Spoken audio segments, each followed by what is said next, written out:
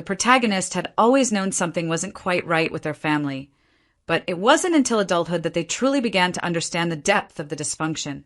Growing up, there were moments that seemed normal, family dinners, birthday celebrations, holidays. But as time passed, it became clear that these were just fleeting moments, brief windows of happiness that didn't last.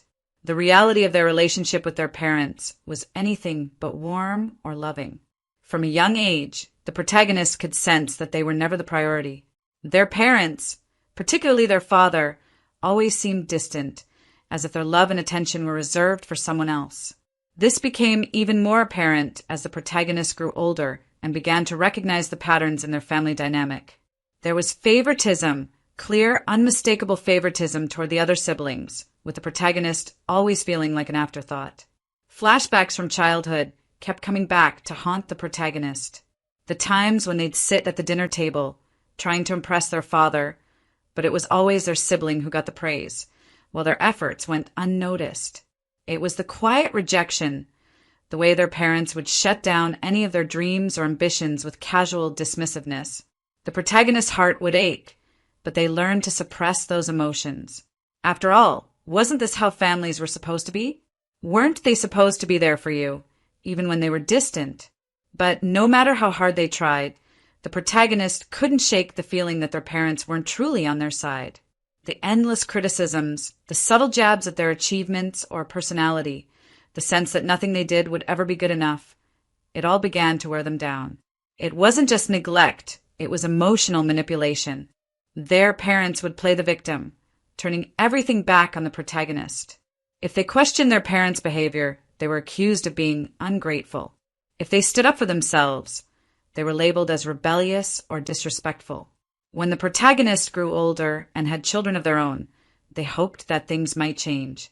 Perhaps their parents, now grandparents, would soften. Perhaps they would show up, offer their support, and make up for the years of emotional neglect. It was a naive hope, but one that still lingered despite everything. The protagonist wanted to believe that deep down their parents still cared. The birth of their child was supposed to be the moment when things could finally heal, when the bond of family could strengthen. But as the child's first birthday approached, that old fear began to creep in again. The protagonist hesitated, torn between wanting to maintain familial ties and knowing, deep down, that they were fooling themselves. Should they extend the invitation to their parents, or would it just open old wounds? After all, their parents had shown little interest in their child up to this point. The protagonist had tried to include them, to get them involved, but their parents remained distant. It seemed as though they only cared about the things that benefited them, and this new chapter of the protagonist's life didn't fit into their narrow vision of what mattered. The real blow came when, just days before the birthday celebration, the protagonist's father made his feelings clear. In a cold, detached voice, he said, "We won't recognize this grandchild." The words hung in the air, slicing through the protagonist like a sharp knife. There was no remorse in his voice, no regret, just a statement of finality. It was as though their child, their flesh and blood, didn't matter at all. The protagonist was left speechless, staring at the phone in disbelief, not knowing how to respond. Inside, they felt a mix of anger and sadness, but it was quickly overshadowed by a quiet realization. The realization that they had spent far too long hoping for something that would never come. They had been chasing the approval of people who didn't care, and this was the moment when they had to let go. The emotional conflict within them was overwhelming. Part of them still wanted to fight for their parents' love, but another part of them was tired. Tired of the constant disappointment. Tired of the emotional games. Tired of being the one who always reached out, only to be met with indifference. As the birthday drew closer, the protagonist couldn't shake the feeling that this was the end of an era. They had tried for so long to make things work, but the constant pain of rejection was no longer something they could bear. It was time to put up boundaries, time to walk away, not in anger, but in quiet dignity. In that moment, the protagonist understood that letting go wasn't just about severing ties with their parents. It was about reclaiming their own life, their own happiness. The days leading up to the first birthday of the protagonist's child had been a whirlwind of preparation. There was an overwhelming sense of excitement in the air, not just for the child, but for the protagonist, too. This was a a moment they had long dreamed of, a celebration of life and love that they could finally share with their little one. The decorations were a labor of love, each balloon, each ribbon, carefully placed, reflecting a small piece of the joy that had taken over their life since becoming a parent. The cake, sweet and rich, was ordered from a local bakery, and the guest list had been made up of close friends, people who had been there for the protagonist through thick and thin. The anticipation was palpable. The protagonist had dreamed of this moment for years, the first real family celebration that included their child. But even more than that, they had hoped that their own parents would be there. Perhaps it was naive, but the protagonist held on to the hope that this new chapter would bring reconciliation. Maybe their parents, now grandparents, would come to appreciate the joy their grandchild brought into the world. They imagined their parents walking through the door, their faces softening, and their hearts opening to the child they had never truly acknowledged. But then the message came. The protagonist had sent the invitation weeks before, feeling a nervous excitement as they pressed send. After all, they had tried to keep the door open for their parents. Despite everything, they still wanted to believe in the possibility of a family bond. But the response they received shattered that hope. The message from their father was blunt, no room for sentiment, no softness in the words. "We won't recognize this grandchild." It felt like a slap to the face, even though there was no anger in the tone. It was cold, matter of fact. A decision that left no room for negotiation, no possibility of change. As the protagonist read those words over and over again, their heart began to sink. They had known, deep down, that their parents might not show up, but seeing it written so plainly, so decisively, hit harder than they ever could have imagined. The hurt was undeniable, but strangely, it wasn't the only emotion that surged through them. Beneath the sadness and disappointment, there was a growing sense of clarity, a quiet realization that this was it. This was the moment they had been avoiding, the moment they had feared for so long. Sitting in the quiet of their living room, the protagonist stared at their phone, processing the message. It felt as though the world around them had frozen for a moment. The first birthday of their child was supposed to be a time of joy, a time to celebrate, but it had become an emotional battlefield, forcing the protagonist to confront the very thing they had been avoiding, the painful reality of their family's indifference. The thoughts came rushing in, the reflections on everything they had endured over the years. The emotional cost of their parents' absence was immense.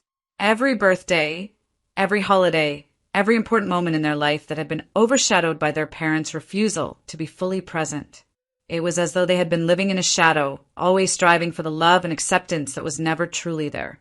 And now, this refusal, so final and absolute, was the punctuation at the end of a long sentence of neglect.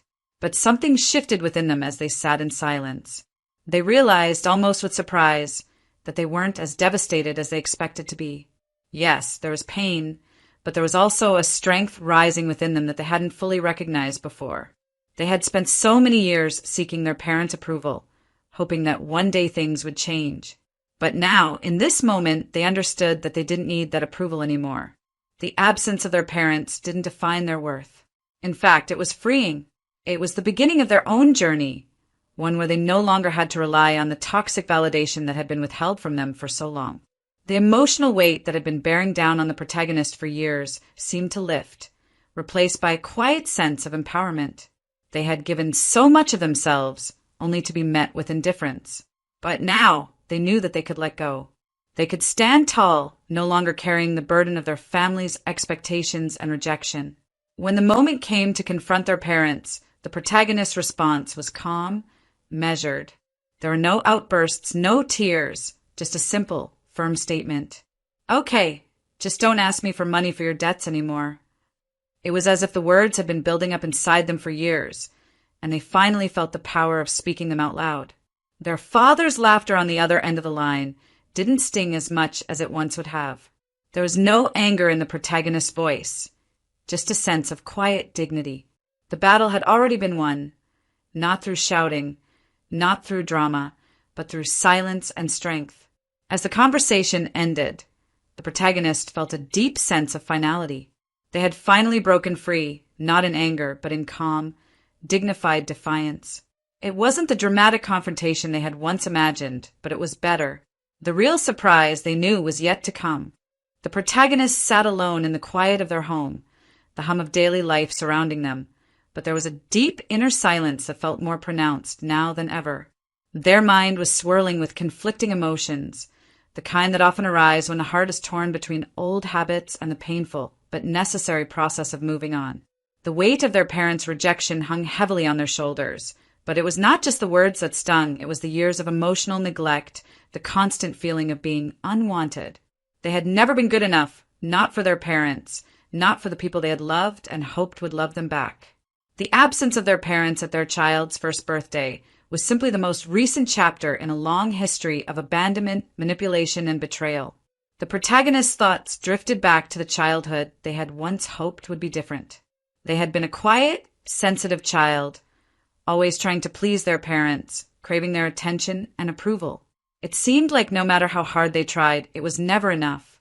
Their father had always been distant, too absorbed in his own world, while their mother had been critical, always finding something to disapprove of. In the moments when they had tried to open up, to share something important, their parents had often brushed them off, or worse, made them feel small for having needs. There were flashes of moments, though, that felt like love, times when their mother would embrace them or when their father would briefly show a glimmer of pride in their accomplishments. But those moments were fleeting, quickly overshadowed by the coldness that came right after. As the protagonist reflected on those years, they began to realize something they had never allowed themselves to fully understand before. Their parents' love was conditional. It was always about their parents' expectations and never about the protagonist as an individual. The approval they had so desperately sought, the love they had hoped would one day be freely given, would never come.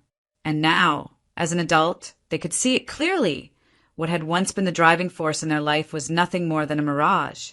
The realization stung, but it also came with a certain clarity. The protagonist had spent years trying to meet their parents' expectations, sacrificing their own happiness and identity in the process. And what had it gotten them? A life filled with emotional scars and an ongoing cycle of disappointment. Their parents had taught them that love was earned through performance, through appeasing others' desires, but the truth was far simpler. Love should never be conditional. As the emotional weight of this understanding settled over them, a new strength began to grow, an inner strength that didn't come from yelling, from fighting, or from pleading for recognition. No, the strength they felt now came from something deeper, something that had been buried under years of longing and hurt. It came from the quiet dignity of knowing they were enough, just as they were. They no longer needed their parents' approval to validate their worth. In fact, they realized they were better off without it. The internal conflict that had been gnawing at them for days, should they fight back or let go, seemed to dissolve in that moment. Fighting back would only feed into the toxic cycle, perpetuating the drama and the hurt.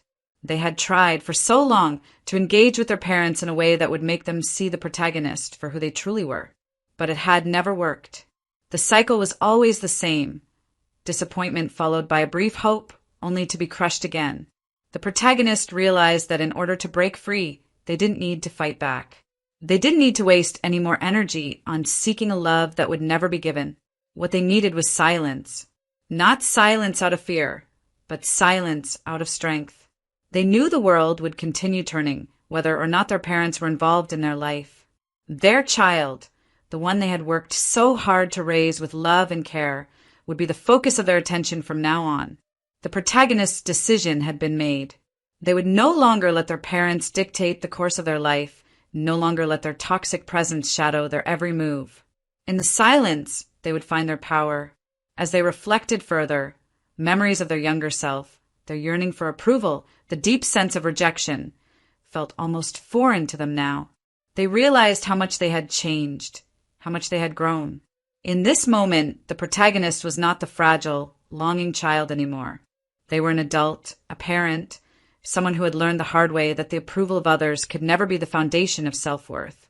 The choice to remain silent, to walk away from the family dynamic that had once defined them, was an act of self-respect.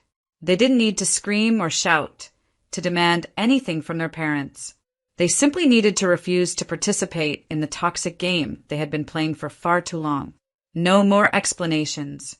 No more begging for love.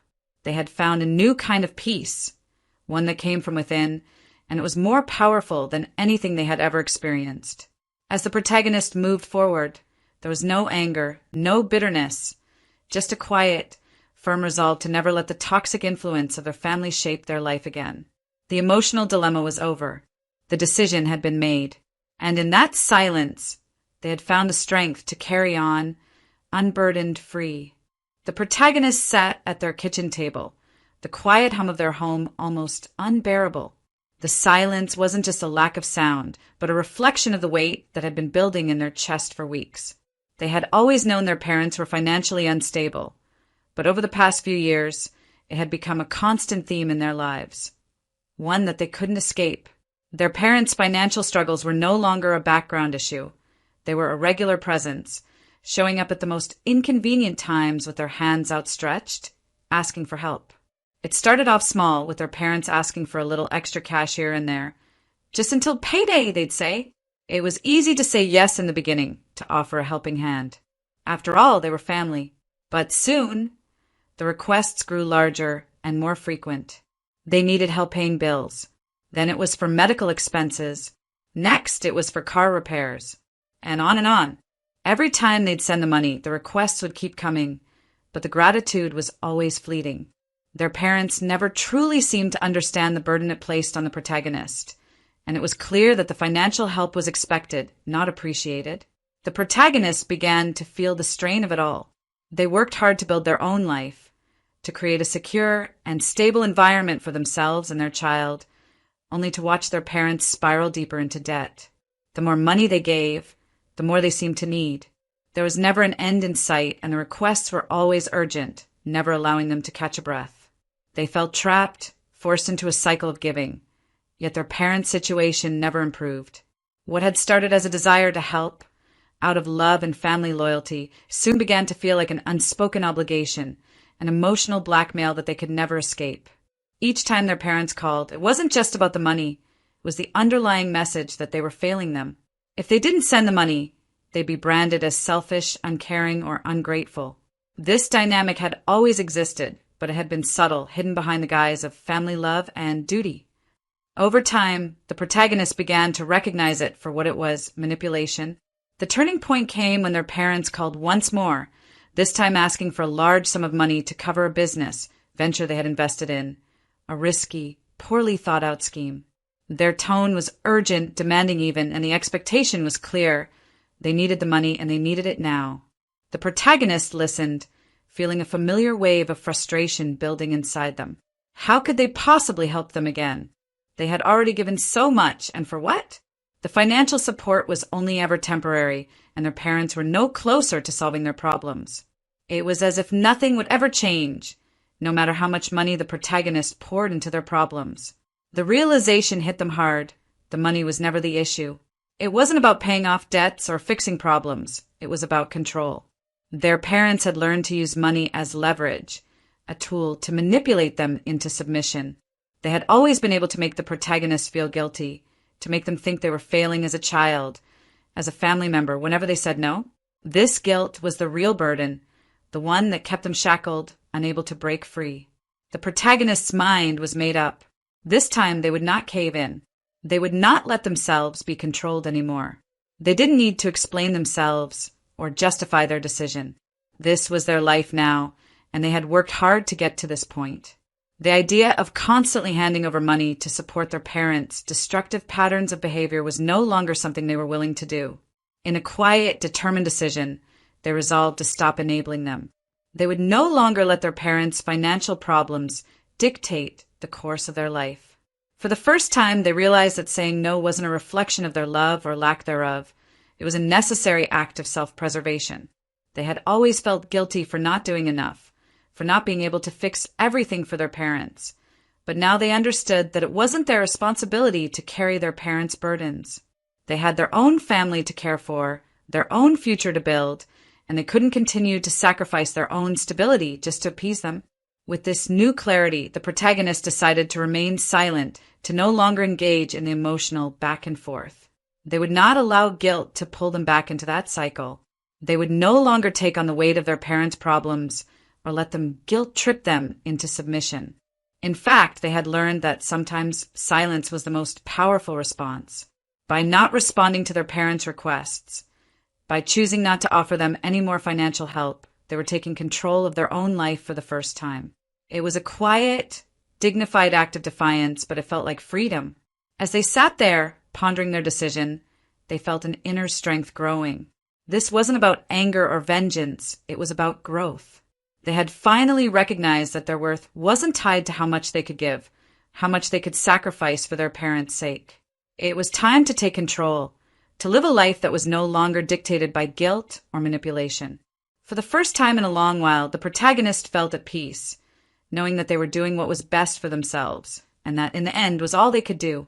The day of the birthday arrived, and the house was filled with warmth and laughter, the faint sound of children playing, and the soft hum of the birthday decorations swaying in the breeze. It was supposed to be a celebration, a moment of joy for their child, a first milestone in their life that would be cherished forever. Yet, as the day wore on, the protagonist felt a heaviness settling over them. The phone call from their parents that morning had been the final blow. "We're not coming," their father had said, his voice as cold and dismissive as ever. "We won't recognize this grandchild. You know, this isn't the way we raised you. You shouldn't be forcing us into this." The words hit harder than they had expected. It wasn't just the refusal to attend the birthday. It was the fact that their parents still viewed them as a disappointment, still unable to accept the decisions they had made in their life. They hadn't changed. They hadn't grown. They were still trapped in their old patterns, manipulating and controlling, trying to bend the protagonist to their will with guilt and shame. And now, they were using their grandchild as another tool in their emotional game.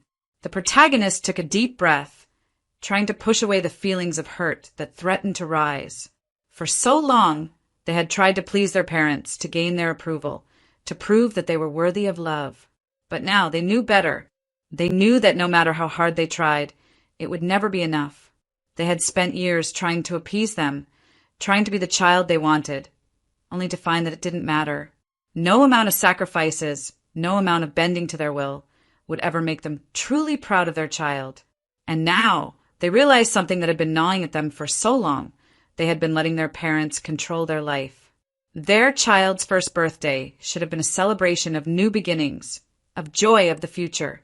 But their parents had twisted it into a reminder of everything that had been wrong in the past, the disappointment, the guilt, and the suffocating weight of their manipulation.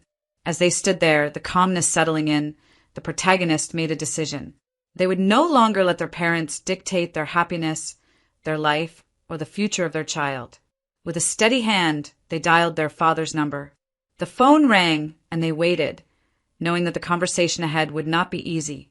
When their father answered, the protagonist spoke with a quiet but unwavering voice. "Okay," they said, their tone calm, almost too calm. "Just don't ask me for money for your debts anymore." The words hung in the air, simple and firm. There was no anger, no shouting, no dramatics.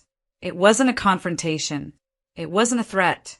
It was just the truth, delivered with the quiet power of someone who had finally found their voice. On the other end of the line, there was a pause. For a moment, there was nothing but silence. Then the father chuckled. "Oh, come on. You can't be serious. You'll come running to us when we need you. We know you." His laughter was dismissive, as if he was certain that the protagonist was only saying this in the heat of the moment, that they wouldn't follow through. He was used to their weakness, to their desperation to please him, and he thought nothing would change. He thought the protagonist would back down, as they always had before. But this time, there was something different. There was no fear in the protagonist's voice. No hesitation. They had made a decision, and they were no longer the person they used to be, the one who cowered under pressure, who gave in to guilt and manipulation. The protagonist felt a quiet surge of empowerment as their father continued to laugh on the other end. He didn't believe them. He thought they were bluffing. But the protagonist knew they weren't. They weren't afraid anymore. They didn't need their father's approval or validation. They didn't need to be his pawn in his endless cycle of emotional manipulation. They had something far more important now, a sense of self-worth that had been long buried under years of compromise and sacrifice. "No," the protagonist replied calmly, "I mean it. I won't." The certainty in their voice was palpable, and for a brief moment, They could almost feel their father's surprise, the slight shift in his demeanor. There was no immediate response. The laughter stopped. The silence stretched on, and the protagonist held their ground, not feeling the need to say anything more. There was nothing more to say. In that moment, the protagonist realized just how far they had come. It wasn't just about money or their parents' refusal to attend their child's birthday. It was about reclaiming their power, their dignity in their own life. They didn't need to fight, didn't need to yell or demand respect. They had already won by simply choosing to stand firm in their decision. They were no longer bound by the toxic ties that had held them captive for so long. They had let go of the chains of guilt, of self-doubt, and of fear. It was an act of quiet rebellion, of self-preservation, and the protagonist knew, in that instant, that they would never go back to being the person they once were. This was the turning point. This was where their journey of growth truly began. The days after the phone call passed by slowly, but the protagonist felt a quiet sense of peace settling over them. Each day was an affirmation that they had made the right decision. They no longer felt the pull of their parents' toxic influence, no longer felt that underlying guilt trying to drag them back into their old ways. But there was one final step, a quiet, dignified gesture that would bring everything full circle. It wasn't a dramatic gesture. There would be no loud confrontations, no public shaming. Instead, it was something far more powerful. The protagonist knew that the only way to truly break free from the grip their parents had on them was to prove that they didn't need them. They didn't need their validation. They didn't need their approval. And most importantly, they didn't need to be used for their parents' financial gain any longer. A few weeks earlier, the protagonist had quietly finalized everything, legally, financially. The business, the assets, the investments. Every detail had been carefully arranged without their parents knowing. It was all done in silence, no fanfare, no announcements. It wasn't about showing off or flaunting their success. It was about freedom. They were finally in control of their life. And now, it was time for the final piece of the puzzle to fall into place. On the morning of the mailbox surprise, the protagonist felt a deep satisfaction as they quietly prepared for what was coming. They could already feel the quiet strength within them, a strength they had quietly built over the years, hidden beneath the surface. Their parents, still wrapped up in their own world, still unaware of what was unfolding, were about to receive a wake-up call.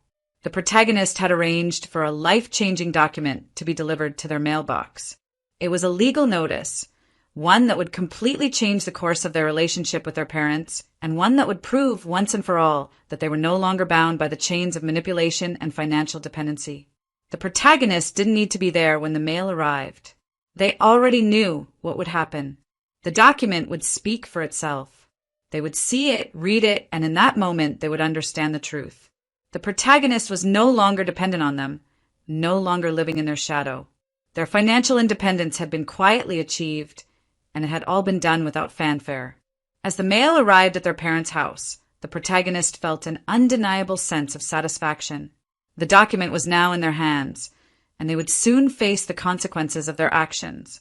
No more manipulation, no more control, just the quiet, undeniable truth of a life finally reclaimed. The moment the document arrived in their parents' mailbox, it was as if the entire universe had shifted. At first, there was no immediate reaction.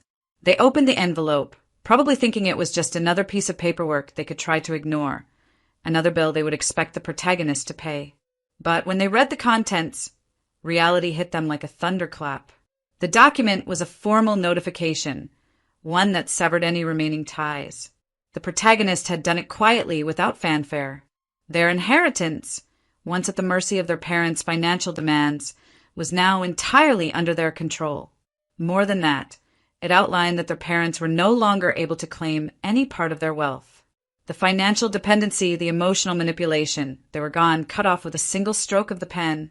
As their parents processed the weight of what had just happened, something inside them seemed to break.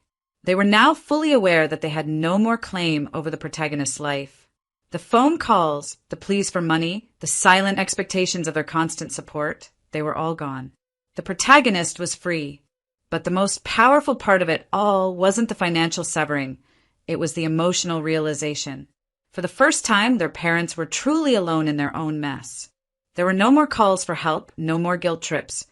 No more chances to manipulate or guilt-trip the protagonist into sacrificing their own happiness for the sake of their parents. And it was in that silence, that calm absence, that the true weight of the betrayal finally hit them. The protagonist, from a distance, watched as karma unfolded. It wasn't loud. There were no shouts or public confrontations. There was no need. The quiet weight of their independence spoke louder than any argument could. The protagonist didn't revel in the parents' pain. They didn't gloat. Instead, they simply felt a deep sense of peace. They had learned that true power didn't come from loud confrontation or dramatic gestures. It came from standing firm in one's own strength and allowing time and the universe to take care of the rest. Looking back, the protagonist reflected on how far they had come. They had grown not through explosive moments of anger, but through quiet reflection, dignified silence, and firm resolve. Their strength didn't need to be validated by anyone else. And in the end, it was that quiet strength, that resilience in the face of adversity, that had set them free. As the protagonists sat in their quiet home, they allowed themselves the rare gift of reflection. The weight of everything that had happened seemed to fade into the background, replaced by an overwhelming sense of peace. They thought about all the years spent chasing approval, trying to please people who would never give them the love and validation they craved. They thought about the countless times they had been asked to sacrifice, to give up their own happiness for the sake of others.